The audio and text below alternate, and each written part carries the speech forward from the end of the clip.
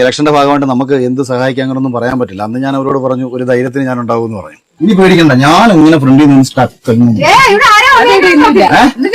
ഇനി പേടിക്കണ്ട, കുഴപ്പമില്ലേ? അങ്ങനെ ഇവർക്ക് വേണ്ടിയിട്ട് ഇവിടെ ഒരു വീട് വെച്ച് കൊടുക്കാൻ തീരുമാനിച്ചിരിക്കുകയാണ്. നമ്മള് കോട്ടയം തിരുവാർപ്പില് ഒരു കുടുംബത്തിന് വീട് വെച്ച് കൊടുക്കുന്ന കാര്യം പറഞ്ഞിട്ടുണ്ടായിരുന്നു. ഞാനത് റീലൊക്കെ ഇട്ടിട്ടുണ്ടായിരുന്നു. അങ്ങനെ ഇലക്ഷനിൽ നിന്ന് പൊട്ടിയതിനു ശേഷം പൂർവാധികം ശക്തിയോടുകൂടി NDA സ്ഥാനാർത്ഥികളായ അഖിൽ മാരാറും ആതിരാടി നായരും തിരിച്ചു വന്നിരിക്കുകയാണ് സുഹൃത്തുക്കളെ. ചില ചാരിറ്റി വാഗ്ദാനങ്ങളുമായിട്ടാണ് ഇവരുടെ തിരിച്ചുവരവ്. സംഭവം മറ്റൊന്നുമല്ല, ഈ പറയുന്ന അഖിൽ മാരാർ തൃക്കാക്കരയിൽ NDA സ്ഥാനാർത്ഥിയായി മത്സരിച്ച സമയത്ത് ഈ പല സ്ഥലത്തും വോട്ട് ചോദിച്ച് ചെല്ലുമല്ലോ. അങ്ങനെ ചെന്ന സമയത്ത് ഒരു കുടിലിൽ 10 പേർ ഒരുമിച്ച് താമസിക്കുന്ന ഒരു കാഴ്ച അഖിൽ മാരാർ കാണുകയുണ്ടായി. ഉടനെ അഖിൽ മാരാർ എന്താക്കി, അവരുടെ നിസ്സഹായാവസ്ഥ വെച്ചുകൊണ്ടൊരു പ്രൊമോഷൻ വീഡിയോ അങ്ങോട്ട് ചെയ്തു. കണ്ടില്ലേ, പിണറായി വിജയൻ ഭരിക്കുന്ന കേരളത്തിൽ ഒരു കാഴ്ചയാണ് നമ്മൾ കാണുന്നത്. ഒരു കുടിലിൽ 10 പേർ താമസിക്കുന്ന കാഴ്ച. ഇനിയെങ്കിലും ഇവർക്കൊന്നും വോട്ട് നൽകാതിരിക്കൂ സുഹൃത്തുക്കൾ എന്നുള്ള രീതിയിലുള്ള ഒരു വീഡിയോ. ഞാൻ വേണമെങ്കിൽ ആ വീഡിയോ ഒന്ന് കാണിച്ചു തരാം. ഇതിനകത്ത് 10 പേര് താമസിക്കുകയാണെന്ന്. എടാ, ഇതും പിണറായി വിജയൻ ഭരിക്കുന്ന നാട്ടിലെ ഒരു വീടാട്ടാ.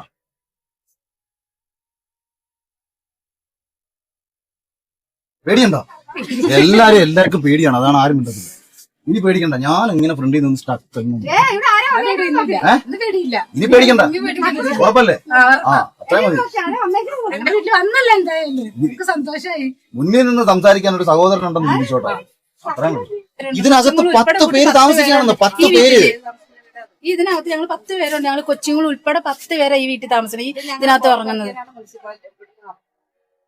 ഓക്കെ, ഭയങ്കര BGM ഒക്കെ കുത്തിക്കയറ്റിട്ടാണ് കേട്ടോ അഖിൽ മാരാർ വീഡിയോ അപ്ലോഡ് ചെയ്തിട്ടുള്ളത്. പിന്നെ കോപ്പിറൈറ്റഡ് BGM ആയതുകൊണ്ട് ഞാനത് മ്യൂട്ട് ചെയ്തതാണ് സംഭവം. പക്ഷെ എന്തൊക്കെയാണെങ്കിലും ഈ വീഡിയോ കാണുന്ന സമയത്ത് ആർക്കാരും ഒന്ന് സഹതാപം തോന്നിപ്പോകും അല്ലെ? കാരണം ഒരു ചെറ്റിക്കുടിലിൽ 10ഓളം പേര് ഒരുമിച്ച് താമസിക്കുക എന്നൊക്കെ പറഞ്ഞാൽ, അതും ഇന്നത്തെ കാലത്ത് ഇങ്ങനെയൊക്കെ താമസിക്കുക എന്ന് പറഞ്ഞു കഴിഞ്ഞാണെങ്കിൽ അത് വളരെ സങ്കടകരമായിട്ടുള്ള ഒരു കാഴ്ച തന്നെയാണ്. പിന്നെ ആ വീട്ടിലുള്ള ആൾക്കാരെ സംബന്ധിച്ചിടത്തോളം അഖിൽ മാരാർ അവരുടെ കുടിലേക്ക് വന്ന സമയത്ത് അവർക്ക് ഭയങ്കര സന്തോഷം അല്ലേ? അത് അവരുടെ സംസാരത്തിൽ നിന്ന് തന്നെ നമുക്ക് മനസ്സിലാക്കാൻ പറ്റും. അവരെ സംബന്ധിച്ചിടത്തോളം എന്താണ്, അഖിൽ മാരാർ ഒരു സെലിബ്രിറ്റി ആണ്, ഒരു ബിഗ് ബോസ് വിന്നർ ആണ്. ഒരു ബിഗ് ബോസ് വിന്നർ തന്റെ വീട്ടിലേക്ക് വരിക എന്നൊക്കെ പറഞ്ഞു കഴിഞ്ഞാണെങ്കിൽ അവരെ സംബന്ധിച്ചിടത്തോളം വലിയൊരു കാര്യമാണല്ലോ. അവർ ആ രീതിയിലാണ് അഖിൽ മാരാർ ട്രീറ്റ് ചെയ്യുന്നത്. സംഭവം അഖിൽ മാരാർ വോട്ട് ചോദിച്ച് പോയതൊക്കെ തന്നെയാണ്. എന്നാലും ഒരു സെലിബ്രിറ്റി എന്നുള്ള രീതിയിലാണ് അവർ അഖിൽ മാരാർ ട്രീറ്റ് ചെയ്തത്. അത് അവരുടെ സംസാരത്തിൽ തന്നെ മനസ്സിലാക്കാൻ പറ്റും. ഇനി എന്ത് തന്നെയായാലും ഇങ്ങനെ ഒരു കുടുംബം നമ്മുടെ കൊച്ചി കേരളത്തിൽ താമസിക്കുന്നുണ്ട് എന്നുള്ളത് അഖിൽ മാരാറുടെ വീഡിയോ കണ്ടപ്പോൾ മനസ്സിലാക്കാൻ പറ്റിയെന്നുള്ളതാണ്. അഖിൽ മാരാർ ഇലക്ഷൻ എന്നുകൊണ്ടുള്ള ഏക ഗുണം അങ്ങനെ വേണമെങ്കിൽ പറയാം. കാരണം ഈ വീഡിയോ കണ്ട് ആരെങ്കിലും ആ കുടുംബത്തിനെ സഹായിക്കാൻ തുനിഞ്ഞു കഴിഞ്ഞാണെങ്കിൽ അതൊരു വലിയൊരു കാര്യം തന്നെയാണല്ലോ. എന്തായാലും അന്ന് വോട്ട് ചോദിക്കാൻ പോയ സമയത്ത് ഇങ്ങനെയൊക്കെ ഡയലോഗ് അടിച്ച് തിരിച്ചു പോയ അഖിൽ മാരാർ പിന്നീട് ഇലക്ഷന് പൊട്ടിപ്പാളി സാധനത്തിന് ശേഷം വീണ്ടും ഈ വീട്ടുകാരെ സന്ദർശിക്കാൻ പോകുന്നുണ്ട് കേട്ടോ. പക്ഷെ ഇത്തവണത്തെ സന്ദർശനം എന്ന് പറയുന്നത് ഒരു 1.5 സന്ദർശനമാണ് മക്കളെ.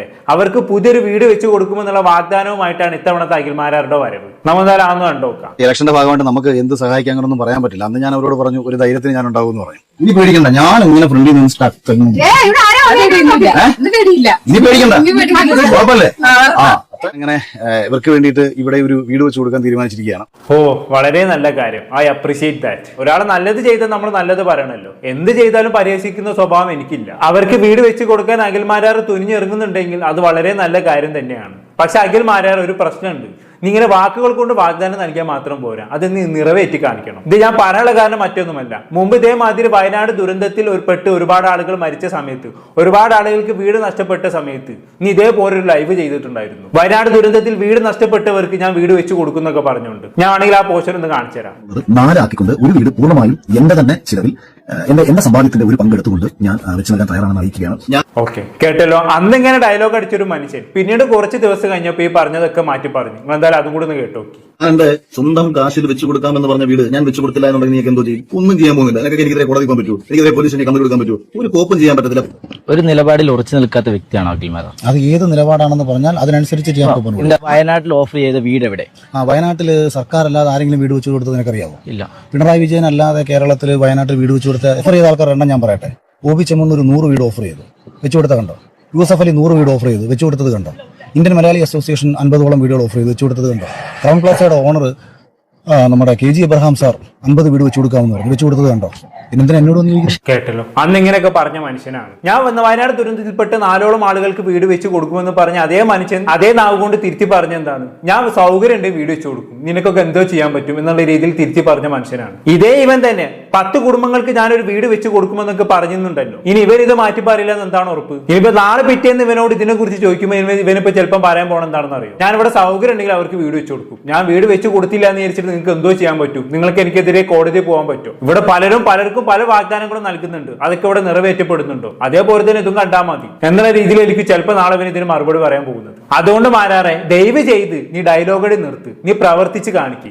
പണ്ടത്തെ പോലെ നീ എന്ത് പറഞ്ഞാലും കൈയടിക്കുന്ന കാലഘട്ടം ഒക്കെ മാറി. ഇപ്പൊ നീ പ്രവർത്തിച്ച് കാണിക്ക്, അങ്ങനെയാണെങ്കിൽ നിനക്ക് കൈയടി തരാം. അല്ലാതെ ഞാൻ വീട് വെച്ച് കൊടുക്കും, അങ്ങനെ ആക്കും ഇങ്ങനെ ആക്കും എന്നൊക്കെ നീ പറഞ്ഞു കഴിഞ്ഞാണെങ്കിൽ തൽക്കാലം കൈയടിക്കാൻ ഞങ്ങളെ കിട്ടില്ല. കാരണം നിന്റെ വാക്കും കീറിയ ചാക്കും ഒരേപോലെയാണ്, യാതൊരു ഉറപ്പില്ലാത്ത സംഗതിയാണ്. നീ എപ്പോ വാക്ക് മാറുമെന്ന് ദൈവത്തിന് പോലും പറയാൻ പറ്റൂല.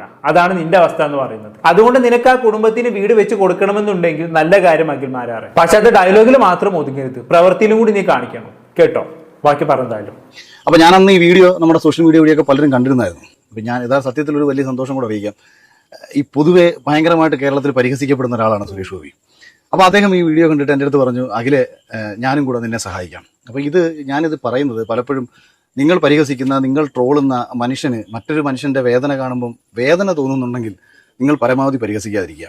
പക്ഷെ നിന്നെ പരിഹസിക്കുമെങ്കില് ഒന്നും തോന്നരുത്, നിന്നെ നല്ലോണം പരിഹസിക്കും. കാരണം മറ്റൊന്നുമല്ല, അമ്മാതിരി കാര്യങ്ങളാണ് നീ കഴിഞ്ഞ കുറച്ച് ദിവസങ്ങളായി കാണിച്ചു കൂട്ടിക്കൊണ്ടിരിക്കുന്നത്. പിന്നെ സുരേഷ് ഗോപിയെ പരിഹസിക്കുന്നതിനെ കുറിച്ചാണ് നീ പറഞ്ഞു വരുന്നതെങ്കിൽ മൂപ്പരും അതിനനുസരിച്ചുള്ള കാര്യങ്ങൾ ചെയ്യുന്നത് കൊണ്ട് തന്നെയാണ് മൂപ്പരെയും ജനങ്ങൾ പരിഹസിക്കുന്നത്. അല്ലെങ്കിലേ നിന്റെ വർത്താനം കേട്ടാൽ തോന്നും നിന്നെയും സുരേഷ് ഗോപിയും ഒക്കെ പരിഹസിക്കുന്നവരെല്ലാം ക്രൂരന്മാരാണ്, കരുണയില്ലാത്തവരാണെന്നൊക്കെ. നിന്നെ ആണെങ്കിലും സുരേഷ് ഗോപി ആണെങ്കിലും ആളുകൾ പരിഹസിക്കുന്നത് നിങ്ങൾ ചാരിറ്റി ചെയ്തത് കൊണ്ടൊന്നുമല്ല, മറിച്ചൊരു രാഷ്ട്രീയ പ്രവർത്തകൻ എന്ന നിലയിൽ നിങ്ങൾ കാണിച്ചു കൂട്ടിയ കോമാളിത്തരങ്ങൾ കൊണ്ടാണ്. ഇനി ചാരിറ്റി ചെയ്തത് കൊണ്ടാണ് ജനങ്ങൾ നിങ്ങളെ പരിഹസിക്കുന്നത് എങ്കിൽ നിനക്ക് ഈ ഡയലോഗ് അടിക്കാനുള്ള അധികാരമുണ്ട്. ഏത് ഡയലോഗ്? നിങ്ങൾ പരിഹസിക്കുന്ന ഒരു മനുഷ്യന് മറ്റൊരു മനുഷ്യന് വേദന കാണുമ്പോൾ വേദന തോന്നുന്നുണ്ടെങ്കിൽ അവരെ പരിഹസിക്കാതിരിക്കുക എന്നുള്ള ഡയലോഗ് ഉണ്ടല്ലോ, ആ ഡയലോഗ് തന്നെ. അതുകൊണ്ട് അഖിൽമാരാറെ കാര്യങ്ങൾ വല്ലാണ്ട് അങ്ങ് വളച്ചൊടിക്കല്ലേ. ഇവിടെ ആര് നല്ലത് ചെയ്താലും ജനങ്ങൾ നല്ലത് പറയാറുണ്ട്, മോശം ചെയ്താലും മോശവും പറയാറുണ്ട്. അതിപ്പോ അഖിൽമാരാണെങ്കിലും സുരേഷ് ഗോപി ആണെങ്കിലും ശരി. സുരേഷ് ഗോപി 4 നല്ല ആൾക്കാരെ സഹായിച്ചു എന്ന് കരുതി മൂപ്പർ എന്ത് ചെയ്താലും മിണ്ടാതിരുന്നോളൊന്നൊന്നുമില്ല. തെറ്റ് കണ്ടാണെങ്കിൽ കോമാളിത്തരം കാണിച്ചു കഴിഞ്ഞാണെങ്കിൽ പരിഹസിക്കും, അത്രയേ ഉള്ളൂ. അപ്പൊ നീ ചുമ്മാ സ്വയം എന്തെങ്കിലുമൊക്കെ പറഞ്ഞ് വെളുക്കാൻ നോക്കല്ലേ മോനെ, ആ വെളുക്കത്തില്ല. അതുകൊണ്ടാണ് ബാക്കി പറഞ്ഞാലും. ഇവിടെ വഴിയില്ലാത്ത പ്രദേശമാണ്, അതുകൊണ്ട് തന്നെ സാധാരണ ഒരു വീട് വെക്കുന്നതിനെക്കാട്ടി ഒരുപക്ഷെ ഇരട്ടി ബഡ്ജറ്റ് ആവും. കാര്യം നമുക്ക് ഒരുപാട് ചുമട് വേണ്ടി വരും. ഒരു മഴ വന്നപ്പോൾ ഞങ്ങൾക്ക് ഇവിടെ കിടക്കാൻ പറ്റില്ല, അത്രയും വലിയ ഇതല്ലേ. അതുകൊണ്ട് ഞങ്ങൾ ആ ഷീറ്റ് ഇങ്ങനെ വലിച്ചിട്ടാണ്. ഞങ്ങളുടെ അടുത്ത് ഇന്ന് വരെ ഒരാളും പറഞ്ഞിട്ടില്ല ഞങ്ങൾക്ക് ഇങ്ങനെ ഞങ്ങൾ ജീവിക്കാൻ തുടങ്ങി. ചെറുപ്പം തുടങ്ങി ഞാനൊക്കെ ഇവിടെ ജനിച്ചു പറഞ്ഞ ആളാണ്. ഒരു ഉടുതുണിക്കോ ഒരു നേരത്തെ ഭക്ഷണത്തിൽ പോലും ഒരാളും ഉണ്ടായിട്ടില്ല. ഇവരെയൊക്കെ അടുത്ത് വന്ന് കയറിയിട്ട് എനിക്ക് വോട്ട് ചെയ്യണം എന്ന് പറഞ്ഞിട്ട് ഇറങ്ങി പോകാനുള്ള ഒരു മാനസികാവസ്ഥ ഇതൊന്നും എനിക്കില്ല. അപ്പൊ നമുക്ക് എന്തെങ്കിലുമൊക്കെ ചെയ്തു കൊടുക്കണമെന്ന് പണ്ടുതൊട്ടേ ചിന്തിക്കുന്ന ഒരാളാണ് ഞാൻ. അവസാന അഖിൽമാരുടെ വാക്കുകളൊക്കെ ഇടയിൽ പോകുന്നുണ്ട് അല്ലേ. പക്ഷെ അവസാനം അടിച്ച ഡയലോഗ് നിങ്ങൾ കേട്ടോ, ഇവരുടെ അടുത്ത് വന്ന് വോട്ട് ചെയ്യണമെന്ന് ചോദിക്കാനുള്ള മാനസികാവസ്ഥ എനിക്ക് ഉണ്ടായിരുന്നില്ല പോലും. ഒലക്കാണ് ഇവരുടെ അടുത്ത്. പണ്ട് ഇവർ ഇലക്ഷൻ പ്രചരണത്തിന്റെ സമയത്ത് പോയിട്ടുണ്ടായിരുന്നല്ലോ, അന്ന് ഇവർ അപ്ലോഡ് ചെയ്ത വീഡിയോന്റെ മറ്റൊരു പോസ്റ്റ് ഞാൻ ഇവിടെ കാണിച്ചു തരാം. ഇതാണോ കോൺഗ്രസിന്റെ കോട്ട എന്നൂടെ ചോദിക്കണം അവരുടെ അടുത്തൊക്കെ. കേട്ടോ, ഞാൻ കഴിഞ്ഞ ദിവസം ഒരു അമ്മയെ കണ്ടേ. അപ്പൊ എന്റെ അടുത്ത് ഞാൻ പറഞ്ഞു പെൻഷനൊക്കെ ഇപ്പം കൂട്ടിയിട്ടുള്ളത്, അതുകൊണ്ട് ഞാനൊരു വോട്ടങ്ങ് കൊടുക്കാൻ പോകുന്നു. അപ്പൊ ഞാൻ പറഞ്ഞു 5-6 അടി എന്നിട്ട് ഉമ്മ വന്നാൽ എനിക്കൊരു വോട്ട് തരും. അല്ല ചെയ്യുന്നത് 5 വർഷം ദ്രോഹിച്ചിട്ട് അവസാനം എന്തെങ്കിലും ചെയ്താൽ അപ്പോഴേ വോട്ട് കൊടുക്കാൻ പോകുന്നു. നിങ്ങളും ആലോചിക്കണം. ഞാനിപ്പോ എനിക്ക് വോട്ട് ചെയ്യണമെന്നും പറയത്തില്ല, പക്ഷേ നിങ്ങളുടെ പ്രതിഷേധം നമ്മൾ ശക്തമായിട്ട് അറിയിക്കണം. നിങ്ങൾക്ക് വേണ്ടി മുന്നിൽ നിന്ന് സംസാരിക്കാൻ ആളില്ലാത്തത് കൊണ്ടാണ് പലപ്പോഴും നിങ്ങൾക്ക് പേടി വരുന്നത്.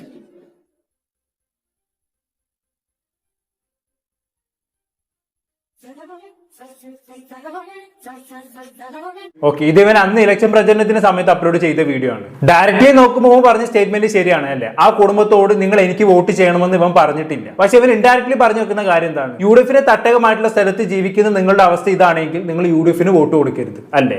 അതുപോലെ തന്നെ നിങ്ങൾ ഒരുപാട് ദ്രോഹിച്ച LDF സർക്കാരിന് നിങ്ങൾ വോട്ട് കൊടുക്കരുത്. നിങ്ങൾക്ക് ചിലപ്പോൾ പെൻഷൻ തരുന്നുണ്ടാകും, പക്ഷെ അത് കാരണം നിങ്ങൾ വോട്ട് കൊടുക്കരുത് എന്നുള്ളത്. എന്നിട്ട് ഇവൻ പറഞ്ഞെന്താണ്, എനിക്ക് നിങ്ങൾ വോട്ട് ചെയ്യണമെന്ന് ഞാൻ പറയില്ല എന്നൊക്കെ. ഇവിടെ LDF അല്ലെങ്കിൽ UDF അല്ലെങ്കിൽ പിന്നെ ആരാണ് വോട്ട് കൊടുക്കാനുള്ളത്? ഇവനൊക്കെ തന്നെയാണ്.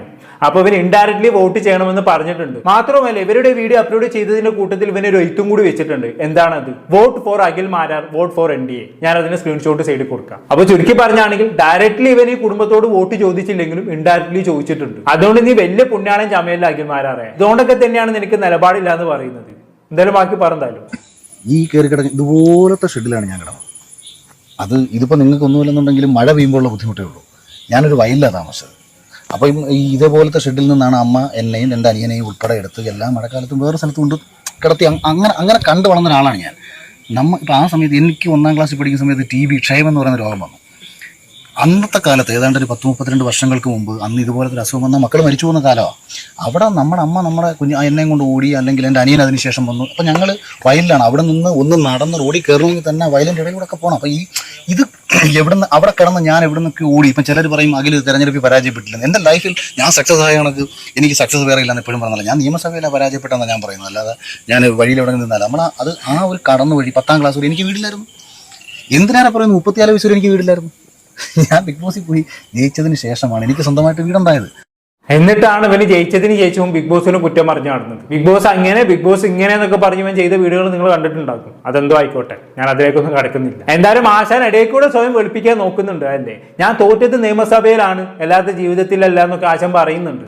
അത് ശരിയാണ്. എന്തൊക്കെ പറഞ്ഞാലും നീ ജീവിതത്തിൽ തോക്കൂല അഖിൽമാരാറ്. നീ വാചക കസർത്തോണ്ട് എങ്ങനെയെങ്കിലും പിടിച്ചിരിക്കും. അത് സത്യമായിട്ടുള്ള കാര്യമാണ്. ഇപ്പൊ തന്നെ കണ്ടില്ലേ, നീ ഇലക്ഷൻ തോറ്റെങ്കിലും അതിന്റെ ജാള്യത മാറാൻ വേണ്ടി ചാരിറ്റി കൊണ്ട് അതിനെ മറയ്ക്കാൻ നോക്കിയത്. അതുകൊണ്ട് നിനക്ക് കഴിവുണ്ട്. മരുഭൂമിന് നടുവ് കൊണ്ടിട്ടാലും നീ മണല് വാരി അറബികൾക്ക് വിറ്റാണെങ്കിലും നീ ജീവിക്കും. നിനക്ക് അതിനുള്ള കഴിവും പ്രാപ്തിയും നല്ലോണം ഉണ്ട് ഉള്ളത് പറയാലോ. എന്തായാലും അഖിലായി റിപ്പീറ്റ് അഗൈൻ, നീ ആത്മാർത്ഥമായ ഒരു കുടുംബത്തിനെ സഹായിക്കുന്നുണ്ടെങ്കിൽ വളരെ നല്ല കാര്യം. I appreciate that. പക്ഷെ അത് നീ പണ്ട് വയനാട്ടിലുള്ളവരെ സഹായിക്കാമെന്ന് പറഞ്ഞ പോലെ വാചക കസർത്ത് മാത്രമായി മാറരുത്. റിയാലിറ്റിയിൽ സഹായിക്കണം, പ്രവൃത്തി കൊണ്ട് ചെയ്യണം. അതുകൊണ്ട് നീ വല്ലാണ്ട് ഡയലോഗടി നിർത്തി നീ പ്രവൃത്തിയിൽ ഇത് കാണിക്കും. അങ്ങനെയെങ്കിൽ നിനക്ക് ഞങ്ങളൊരു കയ്യടി പാസ്സാക്കും ഉള്ളത് പറയാലോ. ഇത്രയും കാലം നിന്നെ പരിഹസിച്ച് ഇതേ നാക്കുകൊണ്ട് തന്നെ നിന്നെ കുറിച്ച് നല്ലത് പറയും, യാതൊരു സംശയവും വേണ്ടതിന്. നല്ലത് ആര് ചെയ്താലും നമ്മൾ നല്ലത് തന്നെ പറയും, മോശം ആര് ചെയ്താലും നമ്മൾ എടുത്ത് ഊക്കുകയും ചെയ്യും. അതാണ് നമ്മുടെ രീതി എന്ന് പറയുന്നത്. ഇനി അതെവിടെ കിടക്കട്ടെ. ഇനി അഖിൽമാരാറ് 10 പേര് അടങ്ങുന്ന ഒരു കുടുംബത്തിന് സഹായം വാഗ്ദാനം നൽകിയെങ്കിലും അതിന് പിന്നാലെ മറ്റൊരാളും കൂടി ചാരിറ്റിയുമായി ഇറങ്ങിയിട്ടുണ്ട്. ആരാണെന്നല്ലേ, വണ്ണനുള്ള ആതിരാടി നായർ, ഏറ്റുമാനൂരിലെ NDA സ്ഥാനാർത്ഥിയായ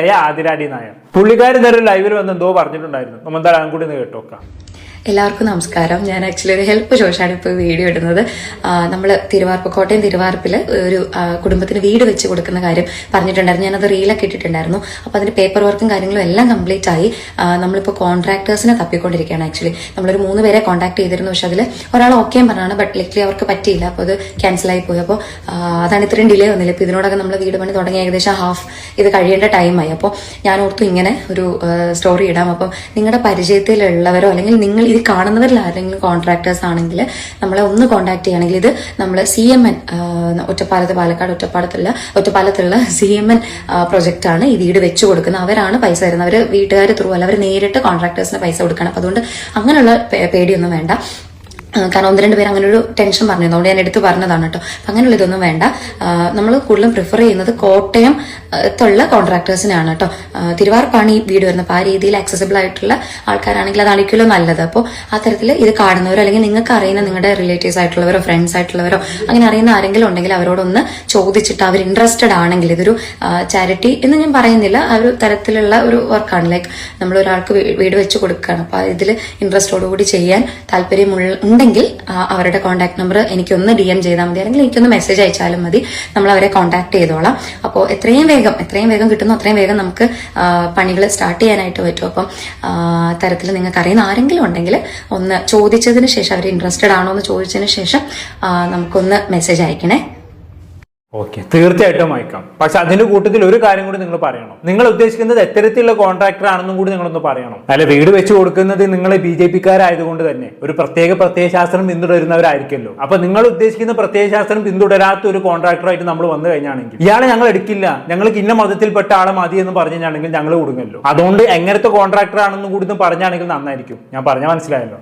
അതന്നെ. എന്തായാലും കൊള്ളാം. ഒരാളൊരു കുടുംബത്തിന് വീട് വെച്ച് കൊടുക്കാമെന്നുള്ള വാഗ്ദാനമായി വീഡിയോ ചെയ്യുന്നു. എന്നാൽ മറ്റൊരാളാണെങ്കിലും ഒരു കുടുംബത്തിനുള്ള വീട് പണി തുടങ്ങി, എന്താ കോൺട്രാക്ടർ ഇല്ല, കോൺട്രാക്ടർ കിട്ടാൻ ആരെങ്കിലും സഹായിക്കുമെന്ന് പറഞ്ഞുകൊണ്ട് വീഡിയോ ചെയ്യുന്നു. ഒരേ സമയത്ത് 2 പേരും ഇത്തരത്തിലുള്ള ഒരേപോലുള്ള വീഡിയോസ് ചെയ്യുന്നത് കാണുമ്പോൾ എനിക്ക് എന്തോ പോലെ. ഇനി ഇലക്ഷന്റെ നാണക്കേട് മാറ്റാൻ വേണ്ടി ഇവരുടെ പാർട്ടിക്കാർ പ്ലാൻ ചെയ്തതാണോ എന്തോ.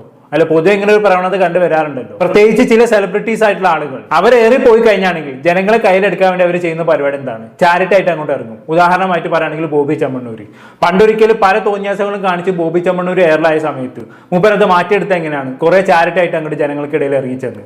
അതോടെ മൂപ്പർ ഇത്രയും കാര്യം ചെയ്ത നെഗറ്റീവ്സ് ഒക്കെ ജനങ്ങൾ മറന്നു. ഇനി അങ്ങനെ മറക്കാൻ വേണ്ടിയാണ് അഖിൽമാരാറും ആതിരാടി നായരും ചാരിറ്റിയുമായി രംഗത്ത് ഇറങ്ങിയത്. ആർക്കറിയാം അല്ലേ? എന്തെന്നെ ആയാലും 4 ആൾക്ക് സഹായം കിട്ടുന്ന കാര്യമാണല്ലോ, നമ്മൾ നിരുത്സാഹപ്പെടുത്തുന്നില്ല. നടക്കട്ടെ. നടക്കട്ടെ. പക്ഷെ വാചക കസരത്ത് മാത്രമാവരുത്, പ്രവൃത്തിയിലും ഇത് കാണണം. അത്രേ എനിക്ക് പറയാനുള്ളൂ. കൂടുതലൊന്നും ഞാൻ പറയുന്നില്ല. എന്താണെന്ന് നിങ്ങൾക്ക് തോന്നുന്നത് താഴെ കമന്റ് ബോക്സിൽ രേഖപ്പെടുത്തുമല്ലോ. അടുത്തൊരു ടോപ്പിക്കുമായി വീണ്ടും കാണാം.